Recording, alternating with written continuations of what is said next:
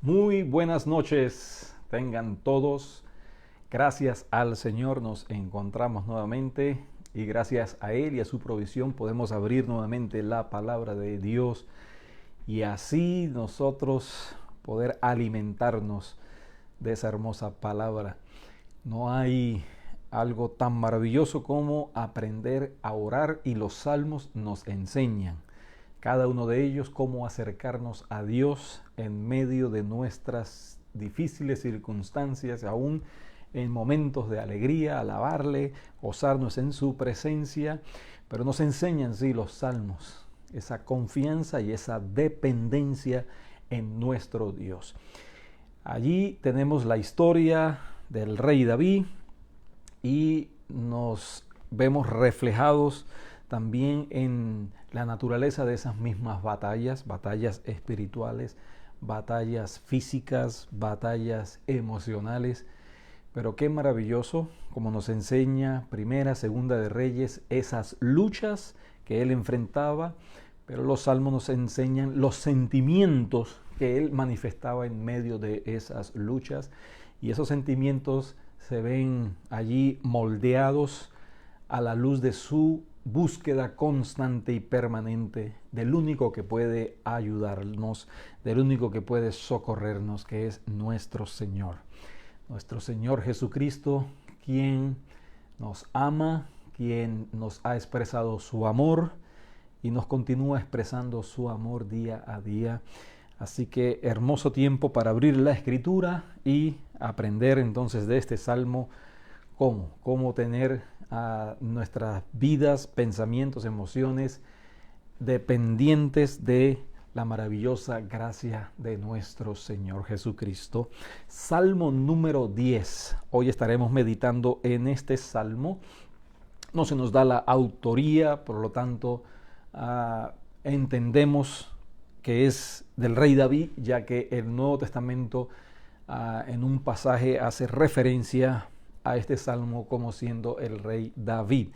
Teniendo eso en mente, vemos que este salmo nos enseña no solamente a quién acudir, de qué manera acudir, sino que también nos enseña por qué acudir, y muchas veces acudimos a Dios porque estamos en un mundo de maldad, estamos en un mundo lleno de y controlado por el mismo enemigo, el príncipe de este mundo.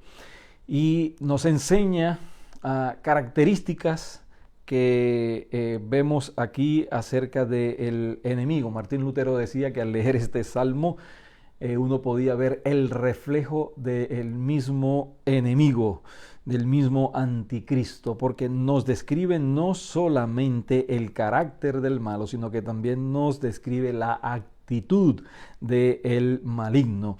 Y veamos entonces, desde el verso 1 hasta el 2, ahí encontramos una queja. Podemos leer la palabra del Señor, no sin antes pedirle que nos dé sabiduría y que bendiga este tiempo precioso. Señor, gracias, Padre, por ayudarnos, Señor, a disponer este tiempo para acercarnos a ti, para, Señor, a mitad de semana escuchar tu palabra, alimentarnos de ella, fortalecernos en ti, oh Dios, y que así, Señor, nos ayudes a seguir adelante, Padre amado. Bendice, Señor, a cada persona que hoy pueda estar escuchando o más tarde quizás, Señor, para que también esta tu palabra llegue, Señor, cambie, transforme y nos haga conscientes de la realidad que vivimos, pero también conscientes de la realidad de tu ayuda, Padre amado. Gracias, oh Dios, en el nombre de Jesús. Amén y amén. La palabra de Dios dice de la siguiente manera, Salmo 10, ¿por qué estás lejos, oh Jehová, y te escondes en el tiempo de la tribulación? Con arrogancia el malo persigue al pobre, será atrapado en los artificios que ha ideado. Aquí encontramos una queja donde él, en medio de la opresión, la persecución, la maquinación constante, los peligros permanentes que él está sufriendo a causa del malo. Dice que ha sido perseguido y él ve que el pobre, que el desvalido, que el humilde sufre opresión, sufre persecución, y allí él está viendo lo que está sucediendo a su alrededor y en su vida, y pregunta: ¿por qué estás lejos? Primero hay un sentimiento de distancia y es una distorsión en sus pensamientos y en su entendimiento, porque él mismo está orando a Dios y porque él mismo más adelante él confirma que Dios escucha. Pero lo que sucede es que en medio de las luchas, cuando dejamos de ver el reflejo de la obra de Dios, nuestros pensamientos pueden ser distorsionados y no ver la realidad espiritual tal cual es. Pero él es constante, aún a pesar de su lucha, aún a pesar de este momento de queja, él continúa orando, y es algo que tenemos que aprender. Él recibe ayuda y él se permanece firme, y él puede al final alabar a Dios porque es constante en la oración. Las luchas, aunque pueda estar emocionalmente siendo afectado, no lo detienen en buscar el rostro de Dios constantemente, permanentemente. Es algo que tenemos que aprender, amado, amada, que debemos de orar sin cesar, como nos enseñó el Señor Jesucristo: orad sin desmayar, como nos enseña la palabra, ¿sí? Orad en todo tiempo, y esto es lo que está haciendo el salmista. Ese sentimiento no lo detiene de seguir buscando el rostro de Dios. No solamente siente, percibe que Dios está lejos, sino que ha pasado ya mucho tiempo, dice, y te escondes en el tiempo. Él percibe quizás engañosamente que Dios está escondido en algún lugar y que ha pasado ya mucho tiempo y que está distante del sufrimiento y de la tribulación que enfrenta el desvalido, el pobre, el menesteroso, el humilde, el huérfano. Pero bien, mis amados, luego vemos más adelante que a pesar de esa queja, él continúa orando, y nos habla de la arrogancia. El verso 2 dice: con arrogancia el malo. Y es una constante en este salmo. En el verso 2 habla del malo. En el verso 3 dice: porque el malo se jacta. En el verso 4, el malo por la altivez, y así sucesivamente. En el verso 13, ¿por qué desprecia el malo a Dios? Y es básicamente la descripción del maligno y de aquel que tiene su corazón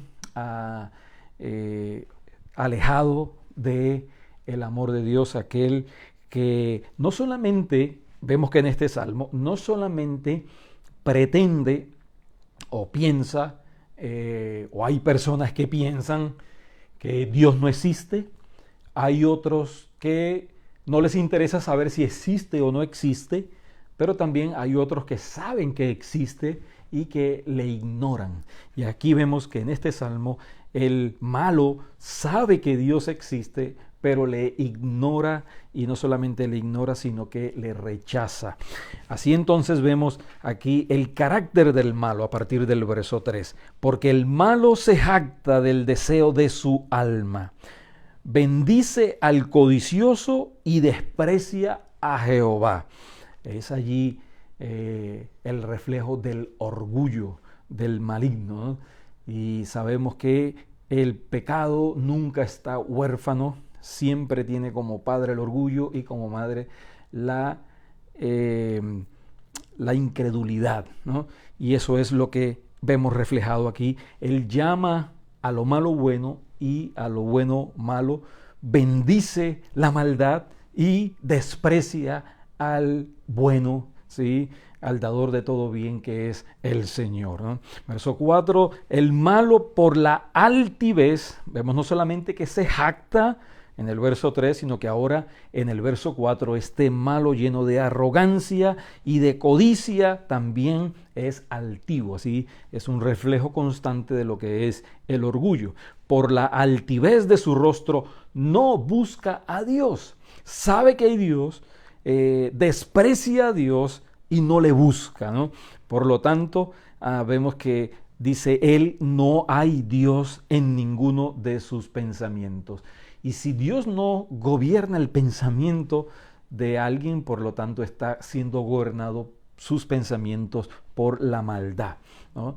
Solamente hay dos lugares donde Dios no está, y es en el pensamiento del malo y es también en el mismo infierno. Así que este maligno dice que, o vemos este salmo que no hay ningún pensamiento de Dios en él, ¿no? Esto es un ateo práctico, ¿no? Sabe que Dios existe, pero primeramente le desprecia y también le ignora en sus pensamientos, ¿no? Ahora bien, sigue más adelante describiéndonos el carácter del maligno. Sus caminos son torcidos en todo el tiempo, sus juicios los tiene muy lejos de su vista, a todos sus adversarios desprecia, y ahora vemos que no solamente piensa, sino que también ahora habla, ¿no? Porque hablamos de lo que está en nuestro corazón y él expresa en su corazón diciendo de la siguiente manera, que nada, él pretende que nada le va a pasar, ignorando a Dios, rechazando a Dios, y él pretende que puede seguir la vida sin tener ningún tipo de consecuencia. Y él dice, no seré movido jamás, nunca me alcanzará el infortunio. Y esto es un autoengaño. Nuestra propia maldad nos alcanzará en algún momento, por lo tanto debemos de rendirnos completamente al Señor, confesar nuestra maldad y pedirle a Él que nos ayude, ¿no? Ahí entonces verso 7 continúa diciendo que ya entonces ahora ese pensamiento, esa voz en su corazón se refleja ahora en sus labios, y dice, llena está su boca de maldición y de engaño y fraude. Debajo de su lengua hay vejación y maldad como la misma serpiente. Y dice el verso 8, se sienta en acecho cerca de las aldeas, en escondrijos mata al inocente, sus ojos están acechando al desvalido, acecha en oculto como el león desde su cueva, acecha para arrebatar al pobre, arrebata al pobre trayéndolo a su red, se encoge, se agacha y caen en sus fuertes garras. Muchos desdichados dicen nuevamente en su corazón, Dios ha olvidado, ha encubierto su rostro, nunca lo verá, pretendiendo de que Dios no está percibiendo toda la acción, todo el pensamiento y toda la maldad que hay en el corazón. Así que vemos allí que el salmista, a pesar de ver el cuadro y reconocer el carácter y la conducta del malo, él continúa orando. ¿Por qué? Porque aunque nuestras batallas cada día sean más difíciles y constantes, necesitamos seguir dependiendo del Señor. Necesitamos ser constantes en nuestra búsqueda, en nuestra dependencia. Él percibe que Dios está lejano, que ha pasado mucho tiempo, que la batalla se incrementa, pero la realidad es que Dios ha prometido que Él no nos dejaría huérfanos. ¿No le parece algo maravilloso? No les dejaré huérfanos. Y el Señor va a la tumba, el Señor resucita, el Señor asciende, pero el Señor no nos deja huérfanos, nos deja el Espíritu Santo de Dios en nuestras vidas, y Él ha prometido estar con nosotros todos los días, sean días buenos, sean días malos, sean días de persecución, sean días donde el maligno está en constante acecho, así como lo describe aquí este salmo de una manera tan gráfica. En cualquier tiempo el Señor está a nuestro alrededor, el Señor está por nosotros, el Señor está con nosotros, ¿no? Ahora entonces vemos esta confianza que a pesar de esta prueba Él ha sido constante, Él ha permanecido dependiendo de Dios, reconociendo al maligno y su maldad y viendo los peligros que hay en su propio corazón. Dice entonces ahora, clama, ¿sí? Él en un principio él percibe que Dios está lejos, pero él clama sabiendo que Dios es omnipotente y le puede escuchar y que Dios escucha, y eso es algo precioso. Levántate, oh Jehová Dios, alza tu mano, ¿Por qué desprecia el malo a Dios? En su corazón ha dicho, tú no lo inquirarás. Es decir, él piensa que Dios no le va a llamar a cuentas, y Dios sí llamará a cuentas, pero él ya le pide al Señor que intervenga, que actúe, que el Señor muestre su poder. ¿Y cómo lo hace? Pues vemos a partir del verso 14 que en primer lugar Dios ve, amado hermano, amigo, amiga, Dios ve nuestras circunstancias. Dios, a pesar de que nosotros podamos estar pasando por un tiempo complicado, difícil y a veces dudando en nuestro corazón, Dios ve. Y dice que porque tú lo has visto, porque miras el trabajo y la vejación para dar la recompensa con tu mano. En primer lugar, Dios ve. Dios ve nuestras vidas. Dios nos ve como iglesia, pero Dios nos ve también como individuos, como hijos suyos, y eso es algo maravilloso.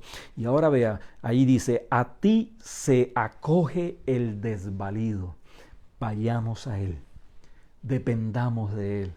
Que cada lucha sea una ocasión para acercarnos a Él, para acogernos a Él, para depender de Él, para buscar su rostro, para abrir nuestros labios y clamar aún en voz alta pidiendo su ayuda y su socorro. El Señor dice, clama a mí y yo te responderé. Y Él responde porque Él es el Dios que ve, Él es el Dios que actúa. Y dice allí, a ti se acoge el desvalido, tú eres el amparo del huérfano. Qué precioso, qué maravilloso. Voy a ir directamente al verso 17 porque quiero ver la segunda acción de Dios, y dice, Él oye. No solamente Él ve, Dios oye. Dice, el deseo de los humildes oísteis, oh Jehová. Tú dispones su corazón y haces atento tu oído. Dios escucha nuestras oraciones. Dios escucha las oraciones del desvalido, del humilde, del huérfano, del oprimido, como lo vemos en estos últimos versículos.